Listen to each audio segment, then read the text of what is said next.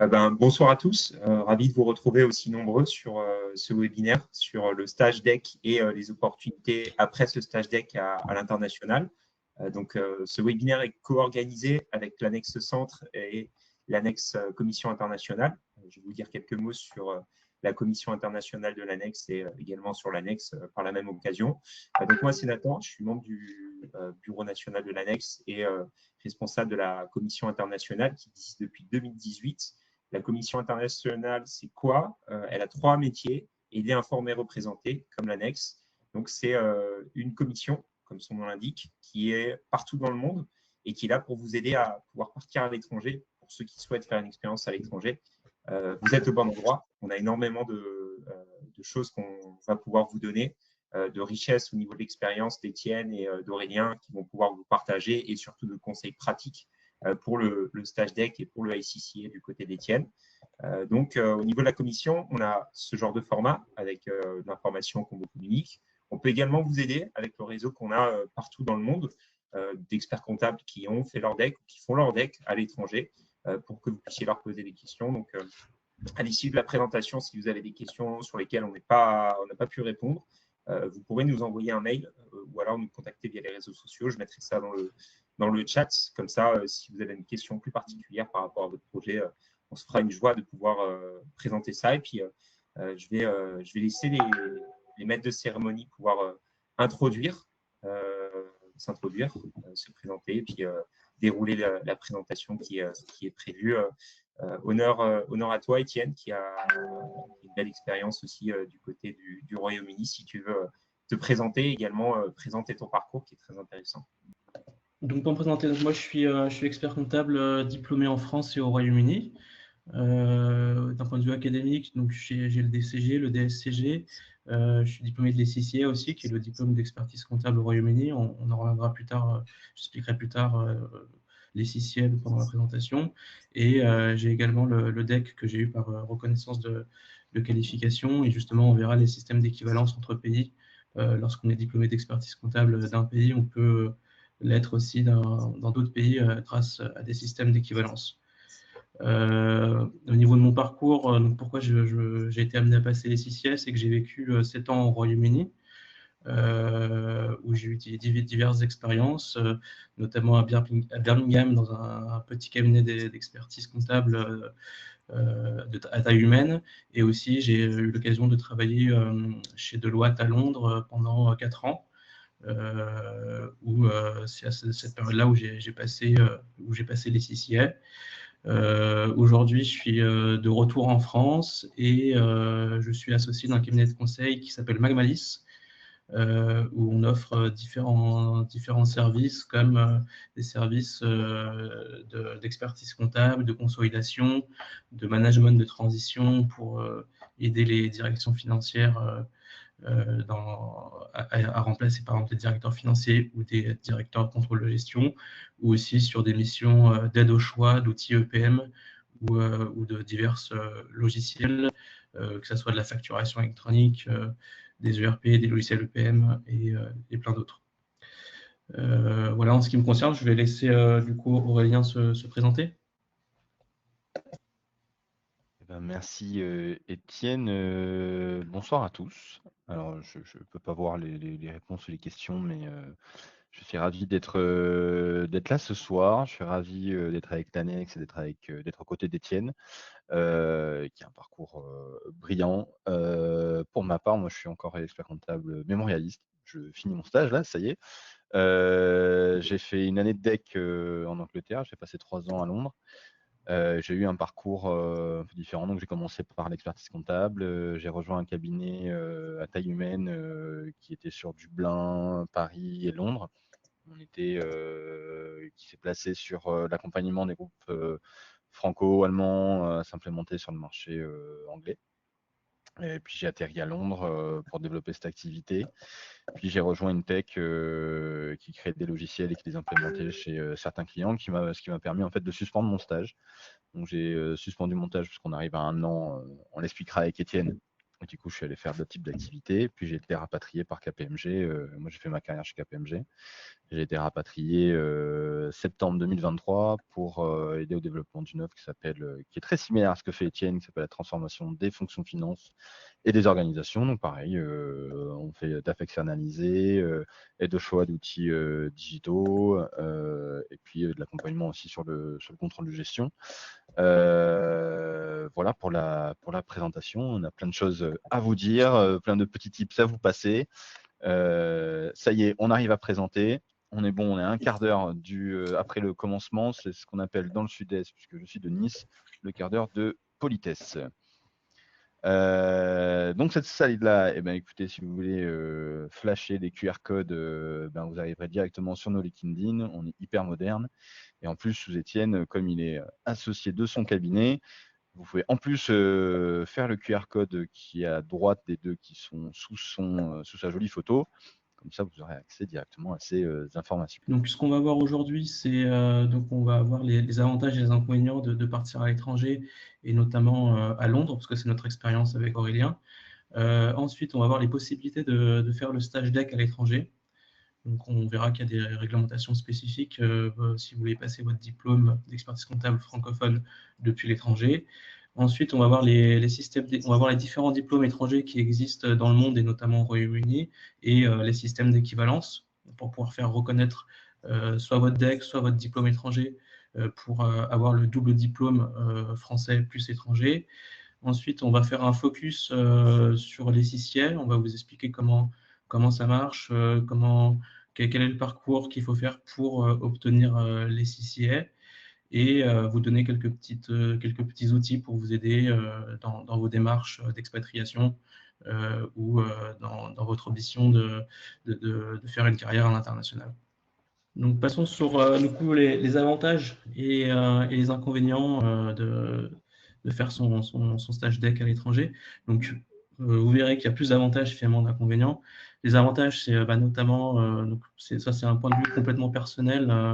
Je ne sais pas si Aurélien partagera mon avis, mais je pense que oui. C'est qu'il y a une progression de carrière, à mon sens, plus rapide en Angleterre, parce qu'ils ont une culture plus dans la méritocratie. Avec des promotions qui sont basées plus sur les performances que sur l'ancienneté. Donc, si vous êtes motivé et que vous arrivez à bien vous vendre, et les Anglais vont surtout vous juger sur votre motivation plus que sur votre diplôme ou sur votre ancienneté.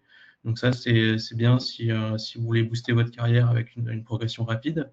Les rémunérations sont plutôt attractives, notamment à Londres, où les rémunérations sont plutôt intéressantes. Le marché est dynamique. Londres, c'est l'un des principaux centres financiers mondiaux, avec beaucoup d'institutions financières, que ce soit en entreprise, en banque, en fonds d'investissement. Donc, il y a beaucoup d'opportunités dans la finance à Londres. Donc, il faut en profiter, postuler pour pouvoir prendre toutes ces opportunités-là. Et surtout, vous allez évoluer dans un environnement international avec des équipes multiculturelles. Je sais que dans mon équipe en Angleterre, il y avait beaucoup de nationalités représentées, puisque il y a des gens qui viennent du monde entier. Souvent, les clients sont internationaux, et c'est surtout que ça va vous permettre surtout d'avoir un anglais professionnel, de progresser rapidement en anglais. Le fait d'avoir une expérience à l'étranger, je pense que ça va aussi vous apporter un plus sur votre CV. Ça sera très valorisé. Et puis c'est d'un point de vue culturel, Londres, c'est une capitale culturelle où il y a beaucoup de choses à faire, d'un point de vue artistique, théâtre, musée, festival, tout ce que vous voulez. Donc, il y en a vraiment pour tous les goûts. Et donc, et il y a aussi une culture, je trouve que la culture professionnelle est plus flexible, c'est-à-dire il y a moins de hiérarchie, ou en tout cas, elle est moins visible. C'est qu'il y a vraiment la culture du pub, c'est-à-dire d'aller boire un verre, une pinte de bière après le travail avec son N+2. Ça pose aucun problème. Alors qu'en France, je trouve ils sont peut-être un peu plus frileux pour les after-work et tout ça. Donc en tout cas, il y a vraiment une vraie culture du pub en Angleterre pour les after-work, c'est assez sympa. Et puis, c'est aussi une aventure. C'est toujours sympa de vivre dans une ville internationale où chaque jour, on rencontre des personnes enrichissantes. Ça permet de développer, de construire son réseau, de se confronter à un environnement différent de l'environnement français. Donc voilà, à mon sens, c'est tous les avantages que j'ai pu lister de mon expérience à Londres, en tout cas pour ma part. Je ne sais pas si Aurélien veut me compléter ou a peut-être des avantages différents des miens ou s'il est d'accord ou en désaccord avec tout ça, mais je te laisse compléter, Aurélien, si tu veux. Oui, bah, les avantages, c'est principalement ça. Qu'est-ce que j'ajouterais? Bon, on rigole bien, nous, dans le Sud-Est aussi, hein, pour les after-work, il n'y a pas que les Anglais.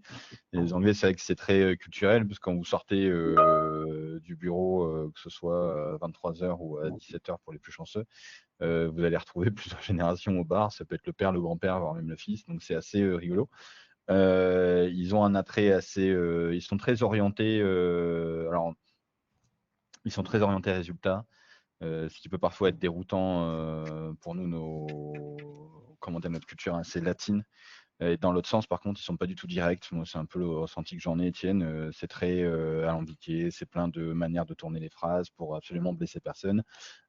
Évidemment, on peut pas faire des généralités, mais nous qui avons un style assez direct en France, pas toujours très souriant, et puis en allant beaucoup dans le détail, et puis en étant assez cassant, nous, ça nous semble un peu normal. Pour les Anglais, c'est assez choquant parfois. Donc, il y a parfois un petit temps d'adaptation. Évidemment, ça dépend des zones et des métiers. Et moi, ce que j'ai adoré, et en fait, l'avantage que je dis à l'ensemble des collaborateurs, des personnes jeunes, pas jeunes, on s'en fout. En fait, c'est l'aventure. C'est la maturité professionnelle, la maturité personnelle que vous allez acquérir en partant à l'étranger, que ce soit à Londres ou ailleurs. Londres particulièrement, c'est proche géographiquement. C'est la première porte d'entrée sur le monde, sur les États-Unis aussi, puisqu'ils sont très proches d'un point de vue culturel, même s'il y a pas mal de différences. Et en termes d'opportunités, c'est assez fou.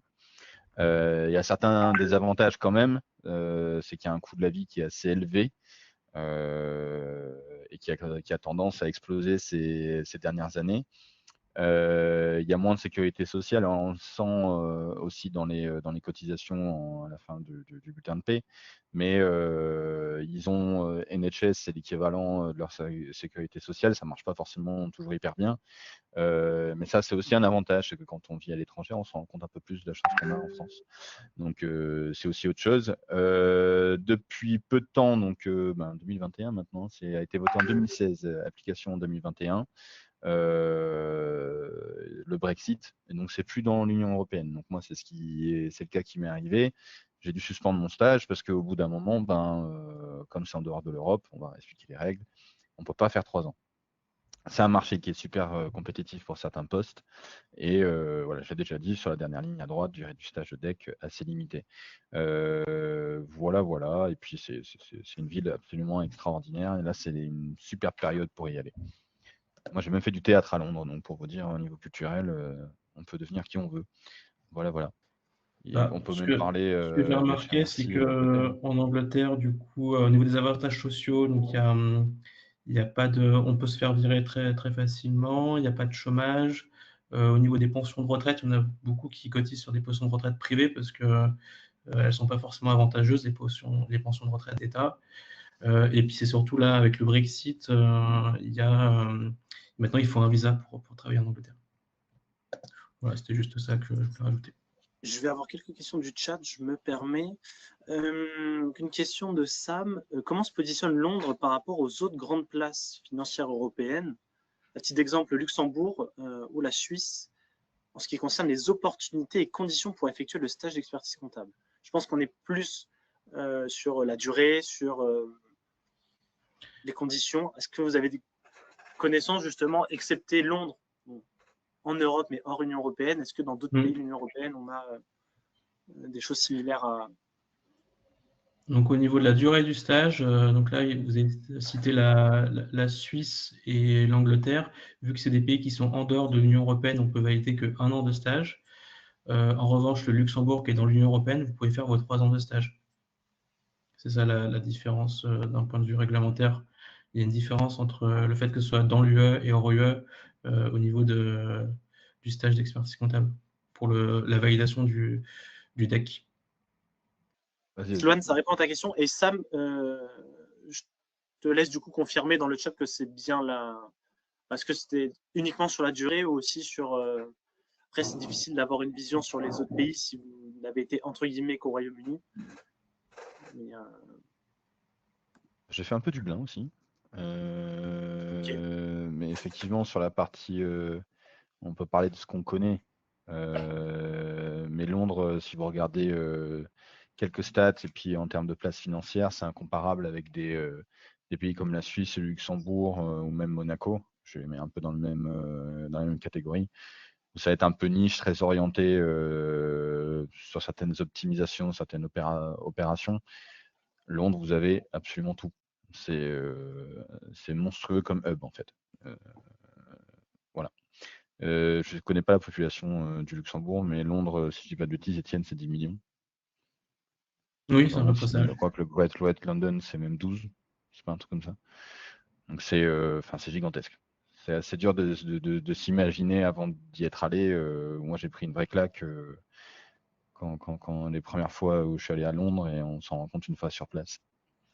On a combiné quelques stats qui sont pas du tout exhaustives et qui rejoignent en fait la slide qu'on a mis juste avant, mais pour partir du très basique pour commencer, le salaire d'un comptable financier, pour eux, c'est l'équivalent d'un junior confirmé, voire presque un senior.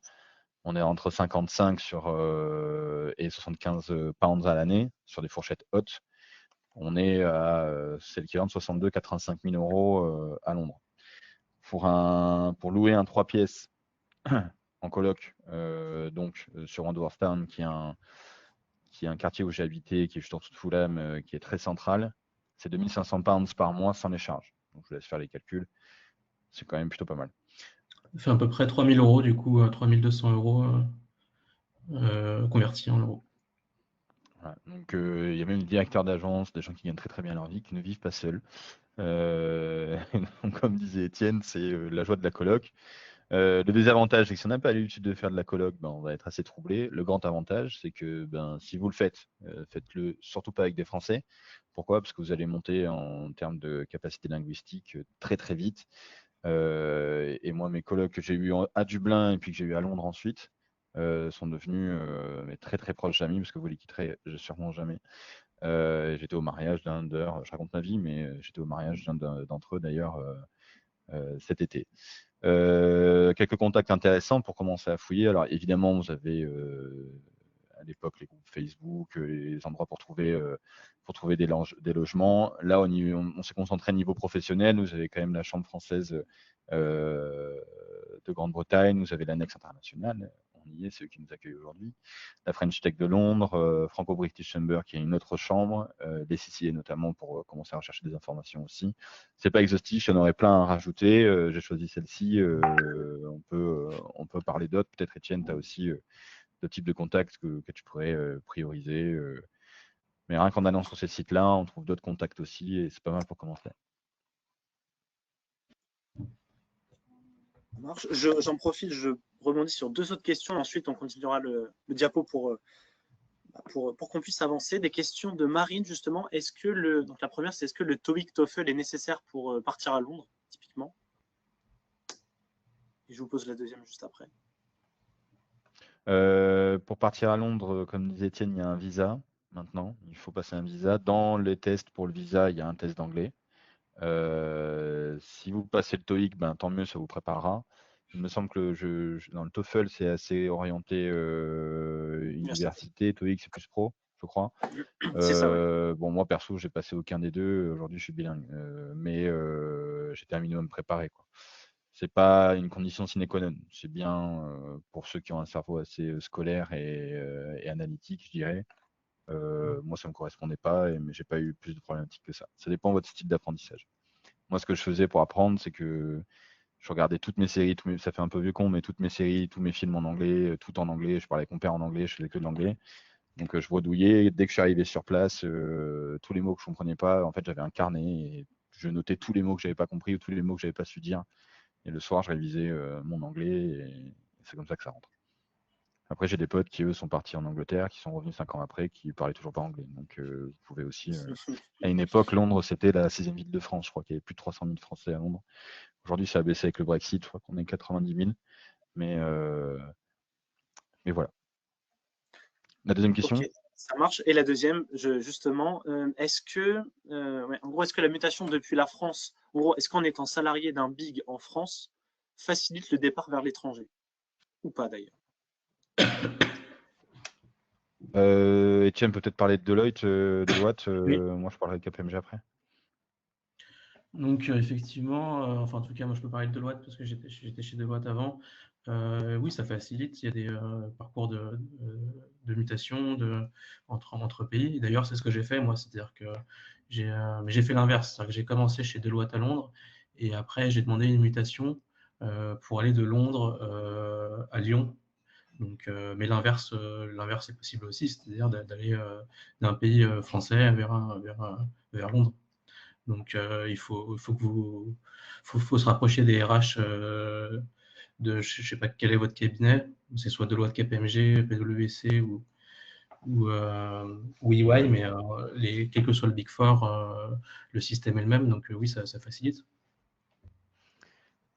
Sur KPMG, alors moi maintenant, je me suis gouré un peu en intro, mais on est devenu Rich Conseil, donc il y a eu un spin-off chez KPMG, mais à l'époque j'étais chez KPMG. On a des programmes faits exprès pour bouger, on fait des demandes de mutation.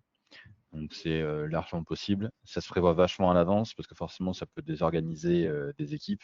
Il faut que votre manager soit OK ou le directeur du bureau, si vous êtes déjà manager, soit OK, puisse parler aux associés ou aux directeurs des autres bureaux, que le transfert se fasse avec les RH également. Donc c'est pas quelque chose qui se fait en 2 mois.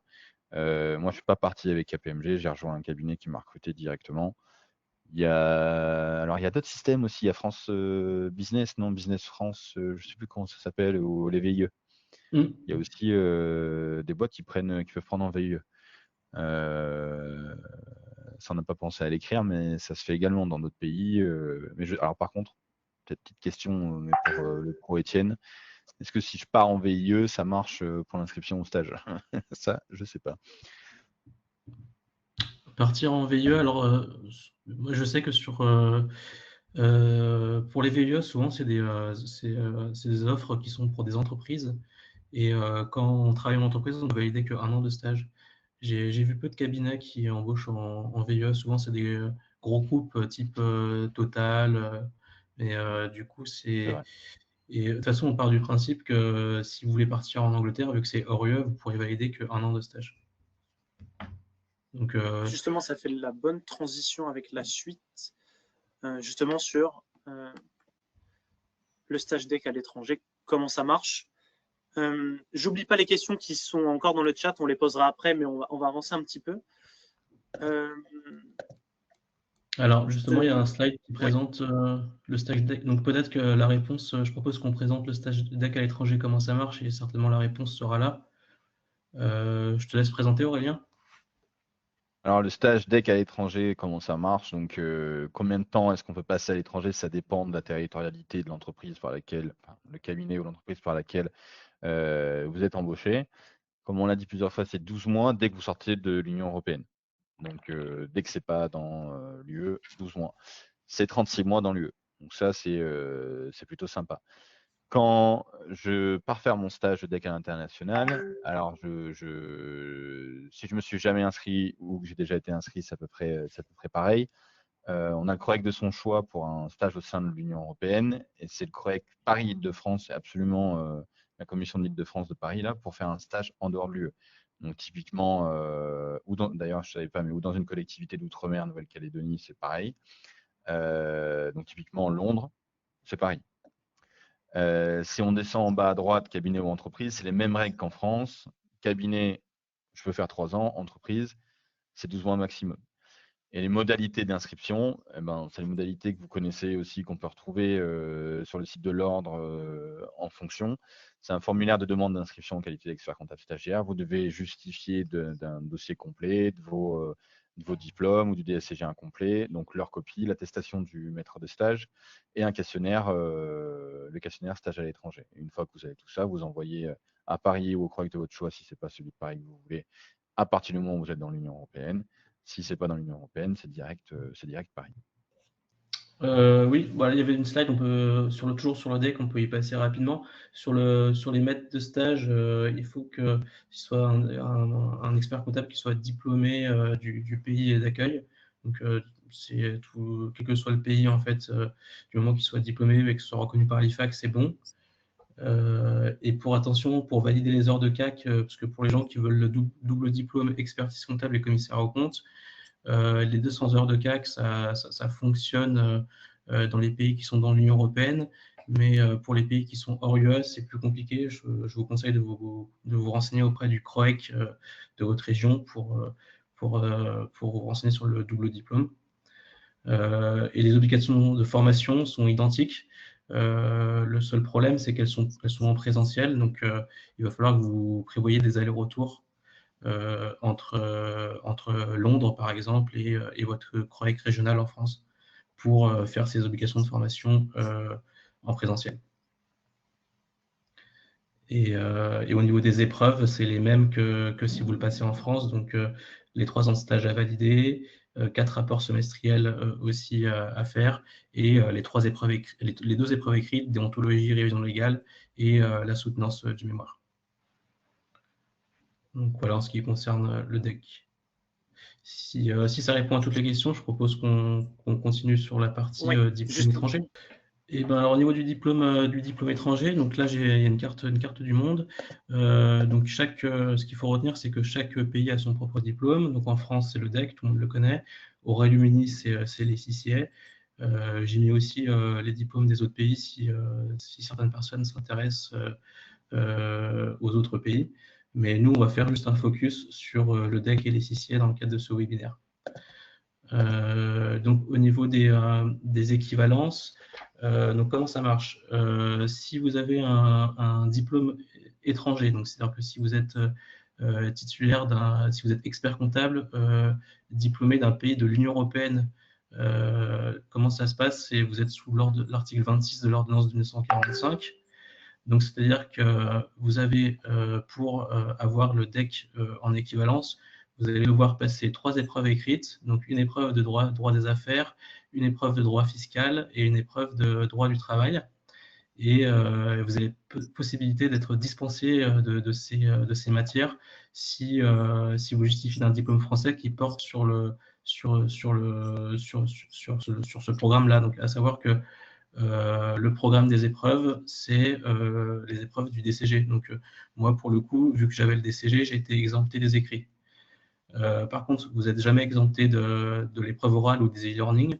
Donc, si vous êtes expert comptable diplômé d'un pays hors UE, ce qui était mon cas, parce que j'étais diplômé des CCA, j'ai dû passer une épreuve orale. Donc, c'est une épreuve orale sur la déontologie.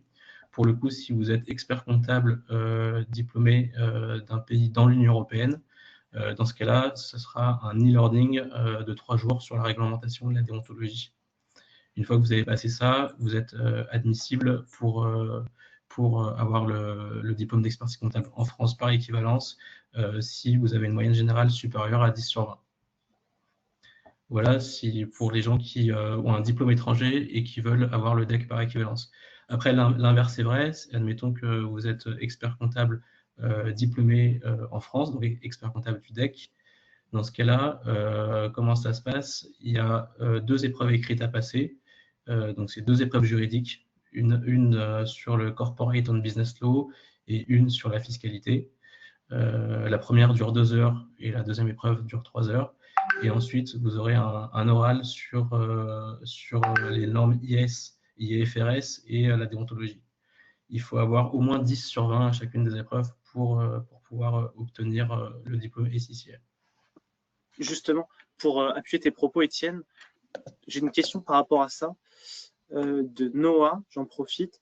Est-ce que le fait de passer l'SCCA est vraiment une plus-value pour ouvrir son cabinet ou c'est plus pour objectif de valoriser un travail potentiel en Big Four par la suite? Eh ben, c'est utile pour les deux. Moi, donc, c'est grâce finalement à l'SCCA que j'ai pu ouvrir mon cabinet d'expertise comptable en France, parce que j'ai demandé après, j'ai pu m'inscrire à l'ordre grâce au diplôme SCCA, notamment grâce aux équivalences. Donc oui, ça aide pour ouvrir son cabinet, que ce soit en France ou à l'étranger.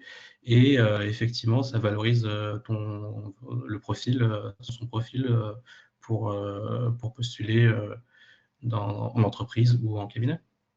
David qui demande justement, donc il suffit de passer un oral si on est diplômé d'un pays étranger et titulaire du DCG, point d'interrogation. Exactement, c'est ce qui s'est passé. Donc j'étais diplômé de l'ECCA, j'ai passé le diplôme d'expertise comptable au Royaume-Uni, donc l'ECCA, et vu que j'avais le DCG, j'ai été exempté des écrits et j'ai juste eu à passer l'oral de 30 minutes qui est sur la réglementation professionnelle et la déontologie. Et ça m'a suffi pour pouvoir obtenir le DEC par reconnaissance de qualification. Les CCA, comment ça marche? Effectivement, c'est ce que je mets ici en bas à gauche. C'est ici, il y a 500 salles d'examen dans 148 pays. Donc effectivement, c'est possible de passer les CCA partout dans le monde, que vous soyez en France, aux États-Unis, en Australie, peu importe sur quel continent vous êtes, il y aura forcément une salle d'examen proche de chez vous pour pouvoir passer les CCA. Donc en ligne, ça se passe dans les centres d'examen. Effectivement, j'anticipe sur un autre point, c'est que c'est possible de passer certains examens en ligne depuis chez soi, mais c'est uniquement pour certaines matières. Il n'y a que 3 matières qu'on peut passer depuis chez soi en ligne. Les autres, ça se passe dans des centres d'examen. Donc, si on devait résumer sur qu'est-ce qu'est les CCA, donc les CCA, c'est le diplôme d'expertise comptable au Royaume-Uni, c'est l'équivalent du DEC. Il a été fondé il y a plus d'1 siècle au Royaume-Uni et c'est aujourd'hui l'organisme comptable le plus reconnu au monde. Il est présent dans 180 pays et donc il donne le titre d'expert comptable.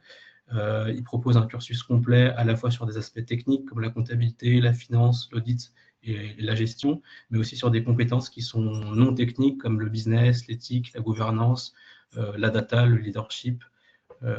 Donc c'est vraiment un cursus très très complet. Ça permet de former du coup des professionnels sur la prise de décision, sur du pilotage stratégique dans un environnement international. Il y a plus de 257 000 membres SCCA dans le monde. Donc c'est un véritable passeport mondial qui est apprécié des employeurs pour son excellence, sa rigueur et sa vision stratégique. Donc pour comparer par exemple le DEC par rapport à l'ECCA, c'est qu'il y a 237 diplômés de l'ECCA versus 20 000 experts comptables diplômés du DEC en France.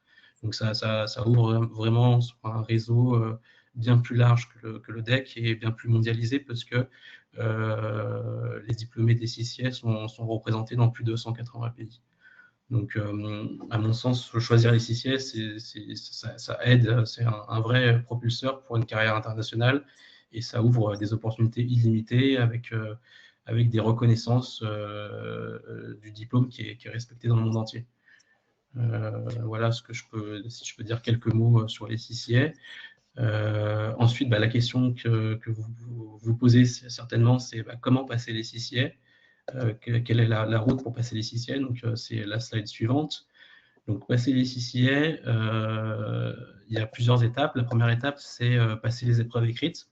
Donc, il y a 13 épreuves écrites qui sont réparties en 3 niveaux. Donc, on les voit à l'écran. Le premier niveau, c'est Applied Knowledge. Le niveau suivant, c'est Applied Skills. Et le niveau d'après, c'est Strategic Professional. Sachant que le niveau le plus dur, c'est le dernier, c'est Strategic Professional.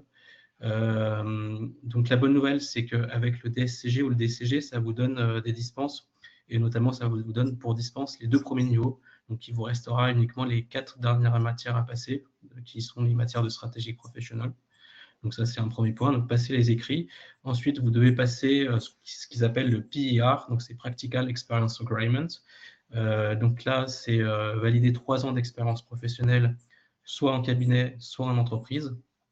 Je précise bien entreprise parce que je sais que pour le DEC, l'expérience doit être validée au moins 2 ans en cabinet, alors que là, vous êtes vraiment libre de travailler partout, que ce soit cabinet ou entreprise. Et surtout, vous avez aussi la possibilité de faire jouer vos expériences antérieures. Donc, si vous êtes expérimenté, les années d'expérience, ça compte à partir du moment où ça compte pas à partir du moment où vous êtes inscrit à l'ECCA, comme c'est le cas du DEC, par exemple, où l'expérience compte uniquement à partir du moment où vous vous inscrivez au DEC. Donc ça, c'est super pour pouvoir faire jouer ces expériences antérieures. Et vous devez aussi valider ce qu'ils appellent des exigences de performance. Donc, vous avez 9 objectifs de performance à valider pour devenir membre SCCA. Donc ça, on y reviendra plus tard. J'expliquerai ce que ça veut dire, objectif de performance. Et vous devez aussi passer ce qu'ils appellent les EPCM, c'est Ethic Professional Skills Modules. C'est des modules d'apprentissage qui se font en ligne et c'est sous forme d'e-learning. Une fois que vous avez passé tout ça, félicitations, vous êtes SCCA Qualified, donc vous avez votre diplôme SCCA. Sachant que c'est quand même un long parcours, moi ça m'a pris 2 ans et demi pour faire tout ça. Quand bien même j'avais des équivalences avec le DSCG, c'est quand même assez long, mais ça vaut le coup de le passer. Au niveau des épreuves écrites, donc là, les 13 épreuves écrites, elles figurent ici. Donc on voit les différents niveaux, Applied Knowledge, Applied Skills et Strategic Professional. Comme j'ai dit, les 2 premiers niveaux, donc si vous avez le DCG et le DSCG, le premier niveau, vous l'aurez pas, les 2 premiers niveaux, vous l'aurez par équivalence. Donc vous aurez uniquement le dernier niveau à passer, donc 4 matières, 2 matières qui sont obligatoires, qui est Strategic Business Leader et Strategic Business Reporting. Donc Strategic Business Leader, c'est une matière qui ressemble beaucoup à la matière Management, Contrôle de gestion du DSCG, pour ceux qui préparent le DSCG. Et Strategic Business Reporting, c'est une matière qui ressemble beaucoup à la comptabilité approfondie du DSCG, donc sur tout ce qui est IFRS et Conso. Donc c'est 2 matières qui sont assez difficiles, il y a 50% d'échecs à ces matières-là. Et ensuite, il faut choisir 2 matières optionnelles parmi 4. Donc les matières à choisir, c'est Advanced Financial Management, Advanced Performance Management, Advanced Taxation ou Advanced Audit and Assurance. Donc là, vous voyez à droite les taux de réussite, donc vous voyez qu'ils sont assez faibles. Hein. Sur certaines matières, il y a plus de 60% d'échecs. Donc c'est vraiment des matières très difficiles. Mais il faut bien se préparer. Et pour se préparer, donc moi, comment je me suis préparé, c'est que j'étais dans une université privée qui s'appelle BPP. Donc il y a deux universités référentes qui aident à la préparation du diplôme, c'est BPP et Kaplan aussi. Donc je vous conseille de vous renseigner sur ces 2 universités qui préparent très bien au diplôme. Et sachant que si vous habitez en France, vous pouvez suivre les cours à distance. C'est très digital, donc pas de problème. Si vous voulez vous préparer à distance, vous n'êtes pas obligé de le faire depuis Londres. Donc voilà en ce qui concerne les épreuves écrites à passer. Justement, oui. J'en profite. Sarah, je pense que ça répond à ta question. Julie s'interroge sur, justement, est-ce que, comme ça peut être le cas pour le diplôme d'expertise comptable, est-ce qu'après l'obtention de l'ACCA, il est nécessaire de suivre des formations, enfin, un nombre d'heures de formation chaque année pour conserver le diplôme, entre guillemets, comme c'est le cas avec les heures de formation obligatoires en France? Oui, complètement. Chaque année, on doit valider 40 heures de formation. 40 heures de formation qui sont libres, donc c'est la personne, l'expert comptable qui choisit les formations qu'il veut suivre. Et faut les enregistrer, ces heures de formation, il faut les enregistrer dans la plateforme. Ça marche. J'ai encore j'ai 3 questions. Ensuite, on continuera justement sur ce fameux focus sur les épreuves écrites pour la suite de cette diapositive-là. Noah s'interrogeait sur typiquement si j'ai le DEC, est-ce que ça a du sens, est-ce que c'est une vraie valeur ajoutée d'avoir le ACCA? La question était même plus précise, est-ce que ça rapporte automatiquement des clients? Je la mets un peu plus large que ça, mais… est-ce que ça apporte des clients? Sûrement, ça peut aider, surtout s'ils cherchent une clientèle internationale qui est sensible peut-être à ce diplôme. Après, si je comprends bien la question, cette personne-là est diplômée du DEC, donc on voit qu'il y a des systèmes d'équivalence. Donc ça vaut le coup effectivement de passer les CCA par équivalence, parce que c'est peu de choses à faire. Une fois qu'on est diplômé du DEC, c'est peu de choses à faire pour pouvoir obtenir les CCA. Donc oui, je pense que ça vaut le coup. Ensuite, une question de Mewen qui prépare le DSCG. Et on a évoqué les équivalences DSCG et SCCA. est-ce que ça a un intérêt de préparer les 4 UE de Strategic Professional pendant le DSCG ou non? Est-ce que c'est pertinent de travailler les deux en même temps? C'est ça un peu ça. Ça peut être pertinent, effectivement, parce qu'il y a, comme je disais, il y a des redondances entre le programme du DSCG. Ça ressemble beaucoup Strategic Business Reporting. Effectivement, il y a des choses que vous verrez pendant le DSCG sur la matière comptabilité approfondie, que vous verrez aussi sur la matière Strategic Business Reporting. Donc, effectivement, préparer les deux en même temps, ça peut être intelligent pour optimiser la réussite des épreuves. Ça marche. Et la dernière question, c'était justement, on parlait des 3 ans d'expérience professionnelle dans la slide précédente à faire valoir. Est-ce que l'apprentissage est également pris en compte ou uniquement en CDI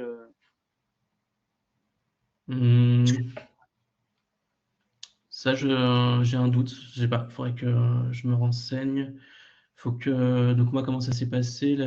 L'expérience a été validée par mon employeur. Donc, je ne pense pas que ça pose de problème du moment que l'employeur valide que la personne a bien passé 3 ans dans l'entreprise. Ils ne demandent pas de justificatif type est-ce que vous êtes en CDI, en CDD, en apprentissage. Moi, ils ne m'ont pas demandé de justificatif. J'ai juste envoyé un lien à mon employeur qui a validé que j'ai bien travaillé 3 ans chez lui. C'est plus une attestation de présence, entre guillemets, au sein de l'entreprise. C'est ça, ouais.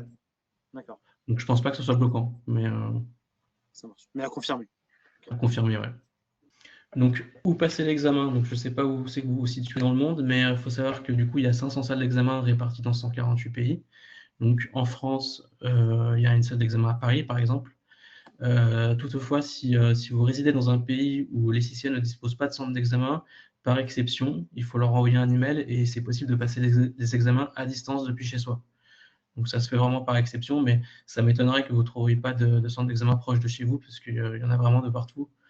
Que vous habitez en France, en Asie, aux États-Unis, vous trouverez forcément une salle d'examen proche de chez vous.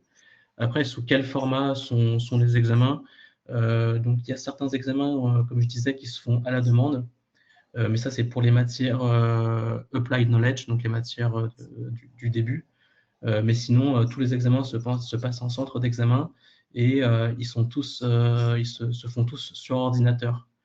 Donc, c'est assez pratique, notamment pour les matières financières, où vous avez des tableurs type Excel. Donc, ce n'est pas vraiment Excel, mais c'est une simulation d'Excel, où vous pouvez faire vos calculs directement sur un tableur qui est prévu pour ça. Et pour chaque matière, vous devez avoir une note supérieure à 50%. Donc, il n'y a pas de compensation entre les matières. Il faut que vraiment vous validez chaque matière avec une note supérieure à 50%. Et c'est possible aussi de s'entraîner, faire des examens blancs sur le site de l'ESICIA, et notamment aussi pour s'entraîner sur le logiciel de l'examen. Comme ça, vous ne serez pas dérouté, parce que c'est vrai que leur tableur qui imite Excel, il est un petit peu limité. Donc, pour bien connaître les formules et puis bien savoir comment fonctionne le logiciel, c'est quand même bien de pouvoir faire des examens blancs en utilisant leur logiciel depuis leur site internet. Donc ça, c'est voilà, au niveau du format de l'examen, c'est uniquement sur ordinateur. Quand sont les examens? Donc, il y a 4 sessions par an, une en mars, une en juin, une en septembre et une en décembre.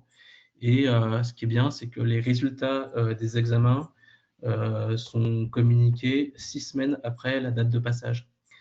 Donc, ce que ça veut dire, c'est que si, par exemple, vous passez l'examen au mois de mars et par malheur, vous échouez l'examen, c'est pas grave, vous pouvez vous réinscrire sur la session de juin.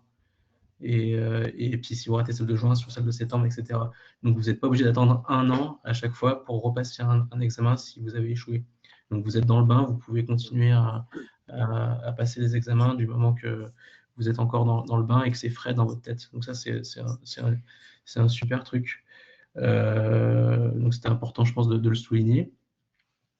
Et surtout, moi, ce que je conseille, c'est sur votre copie, de ne pas négliger la forme, parce qu'ils notent aussi la forme, notamment sur la communication, sur la manière de vous exprimer est claire, convaincante, avec un ton qui est approprié, avec une argumentation qui est claire, si vous faites preuve d'analyse, de scepticisme, de jugement, etc. C'est vraiment la façon dont vous maîtriser la langue de Shakespeare sera importante dans la notation, parce qu'il y a, en fonction des matières, ça peut compter jusqu'à 20% de la note. si vous avez du mal à exprimer clairement vos idées sur la copie. Donc, moi, quand je m'entraînais chez BPP, mon prof me disait bien qu'il fallait éviter les répétitions et que chaque phrase devait représenter une idée. C'est une idée, une phrase, une idée, une phrase, et qu'il fallait vraiment avoir des arguments qui soient convaincants pour pouvoir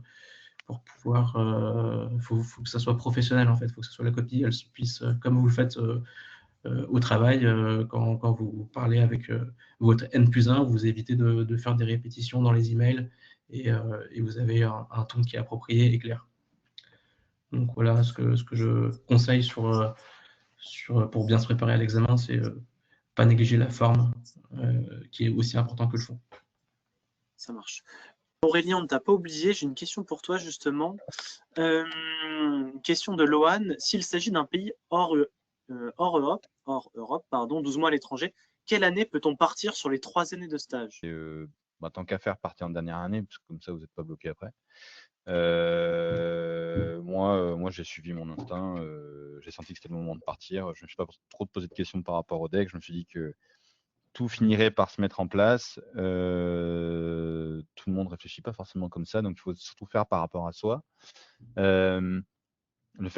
Après, l'inconvénient, le fait de repousser la date de fin du deck, c'est que quand vous commencez à avoir certaines responsabilités, charges de travail ou même des responsabilités personnelles, ça peut commencer à devenir un peu short, mais ça se fait. Hein. Voilà. Donc c'est surtout par rapport aux opportunités qui se présentent. Alors un petit détail quand même, je ne sais pas si on l'a cité, mais si vous suspendez, si le stage est suspendu, c'est 2 ans max. Hein. Sinon après, vous recommencez au début.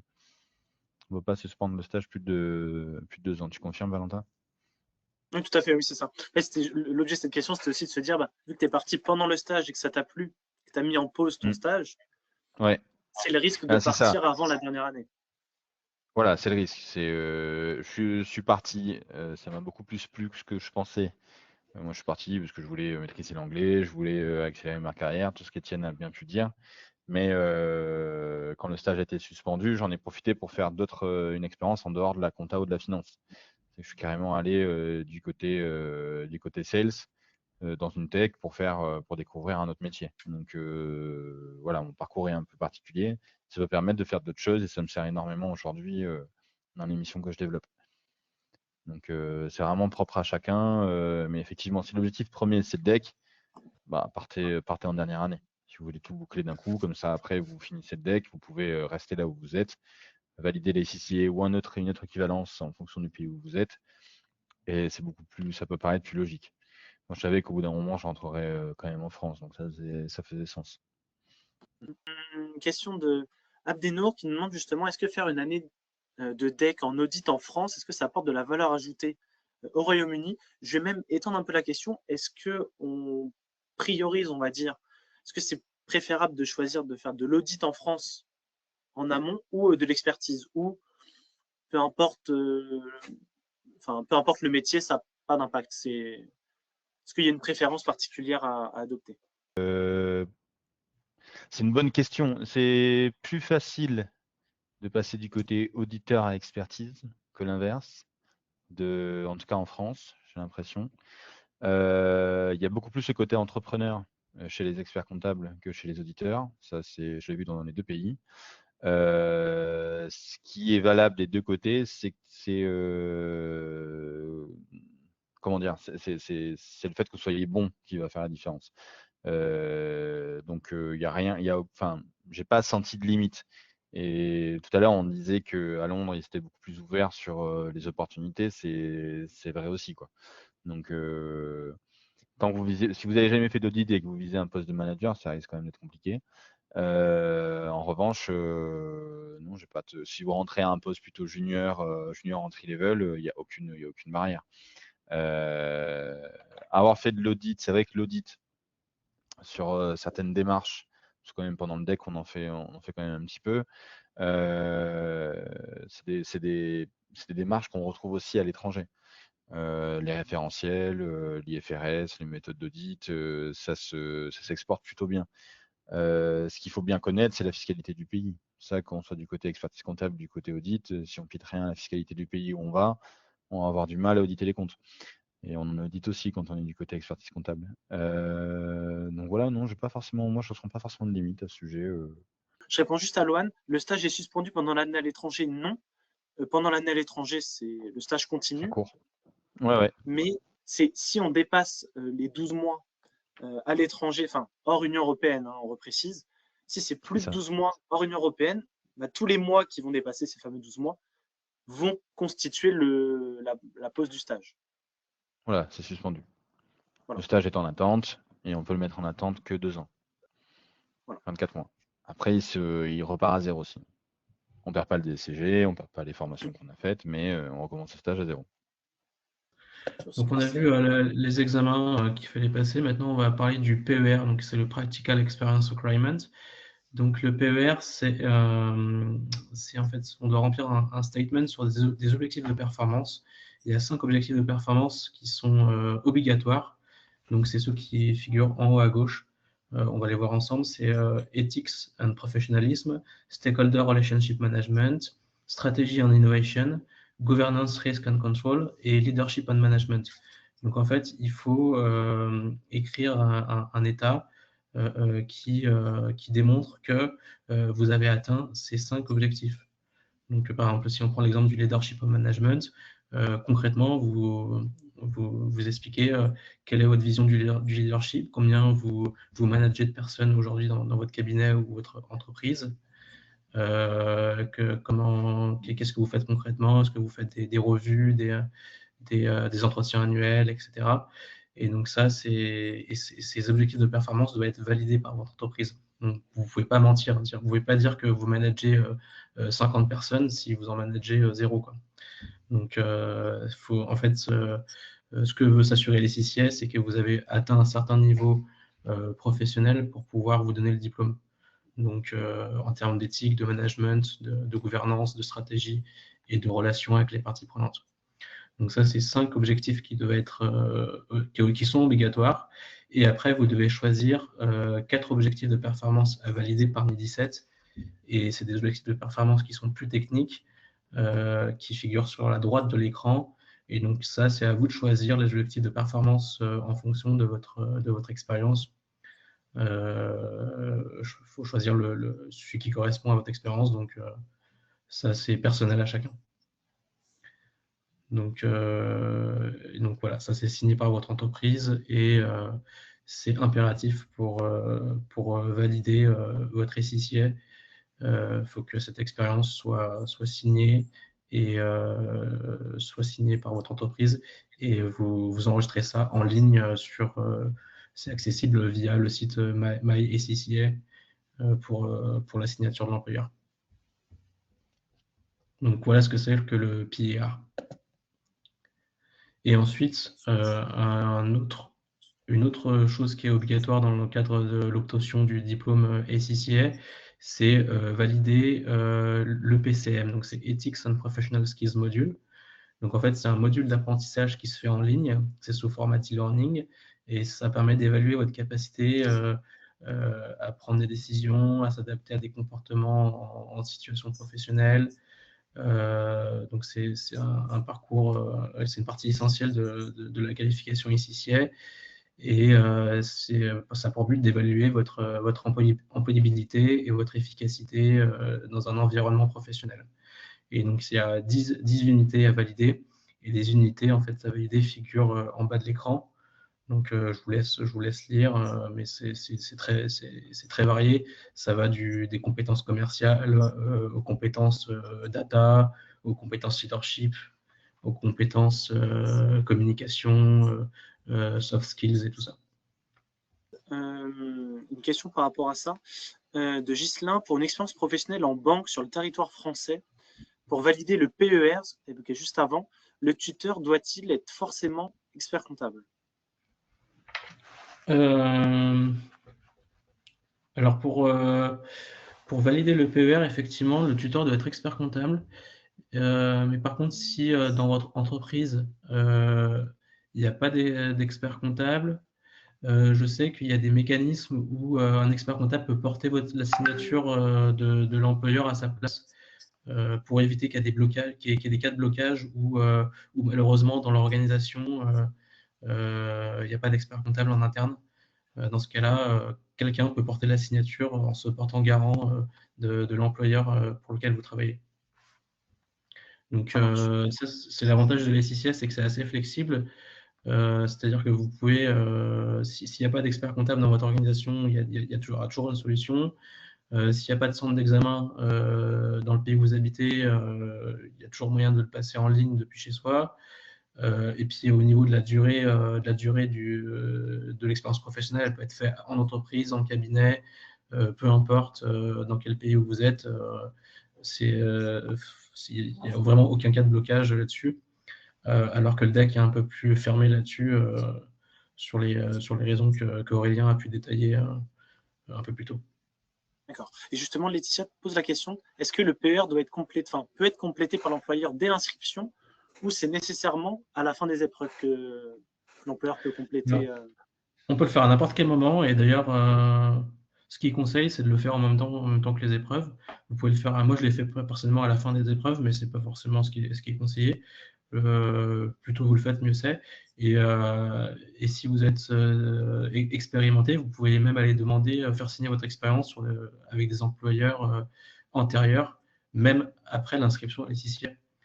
Et ça, c'est un des avantages, c'est qu'en fait, votre expérience, elle commence à courir à partir du moment où vous avez commencé à travailler, pas à partir du moment où vous êtes inscrit à l'SICA. Donc, si vous vous inscrivez à l'SICA en 2025 ou en 2026, c'est pas à partir de cette date que commence à courir votre expérience. En fait, vous pouvez aller chercher des expériences passées chez d'autres employeurs.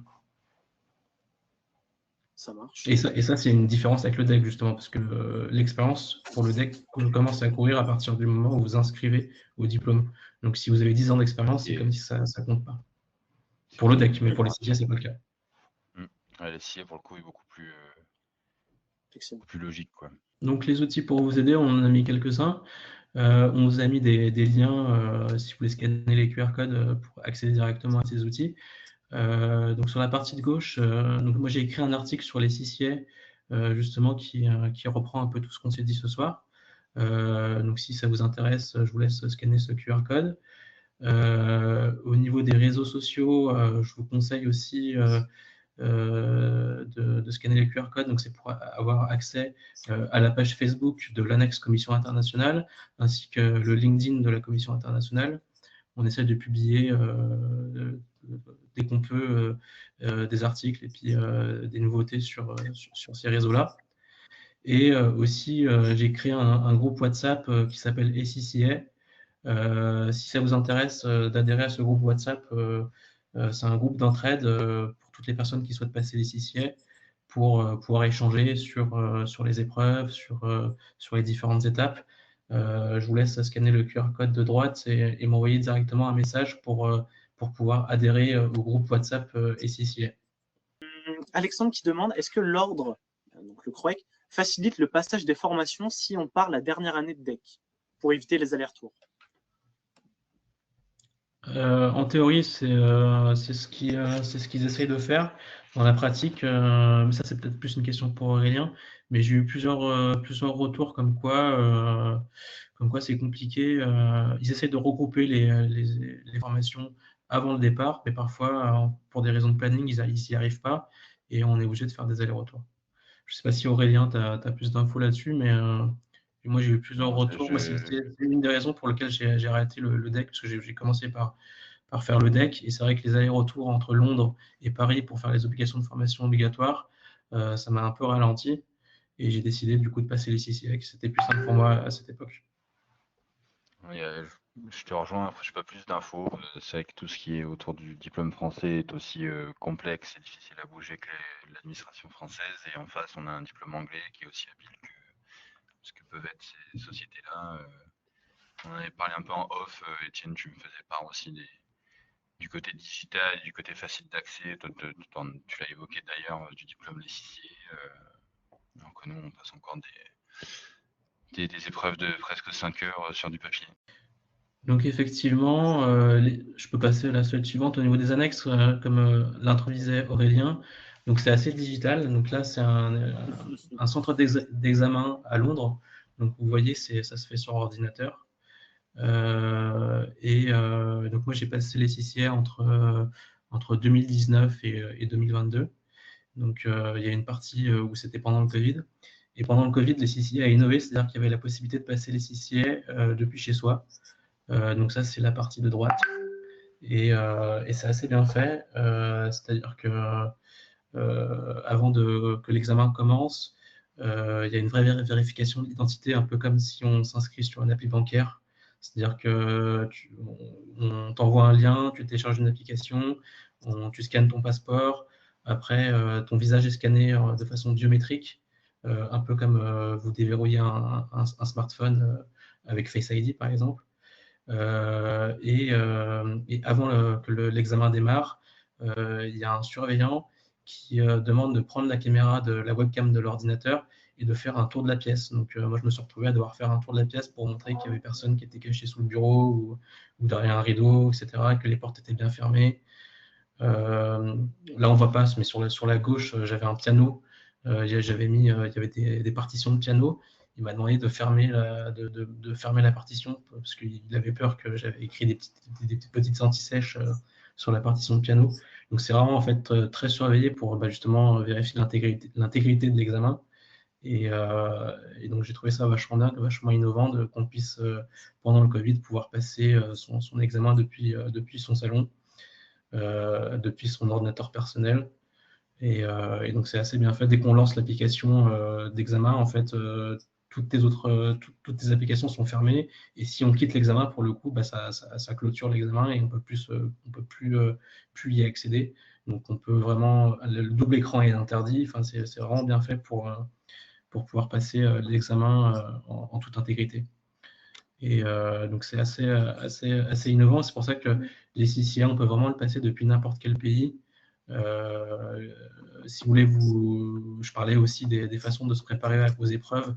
Il y a deux universités connues qui préparent aux épreuves écrites. C'est BPP et Kaplan. Et c'est vrai qu'ils sont aussi assez digitales, ces universités qui préparent aux épreuves. C'est que, pareil, c'est des cours qui peuvent se suivre à distance si vous n'avez pas les moyens de vous déplacer en présentiel à l'université. Donc ça, c'est au niveau pour les CCA.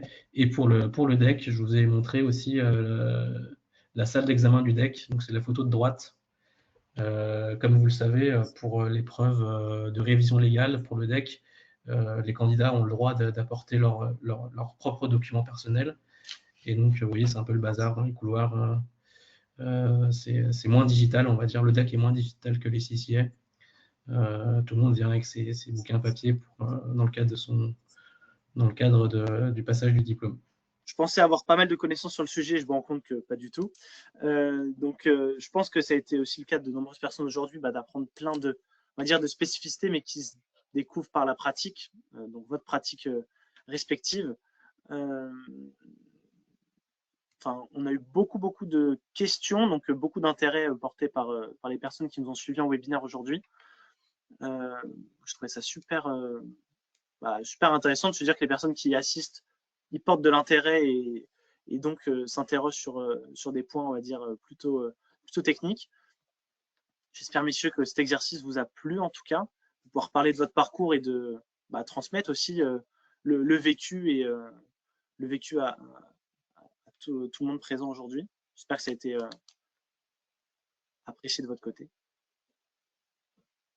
Oui, et merci pour l'invitation. Et en tout cas, merci à vous. Et comme je l'ai dit, on aura un replay qui sera bientôt disponible sur la chaîne YouTube de l'Annexe. Et n'hésitez pas à contacter Aurélien et Étienne pour diverses questions qui resteront en suspens à date. Merci à vous pour votre temps. L'invitation.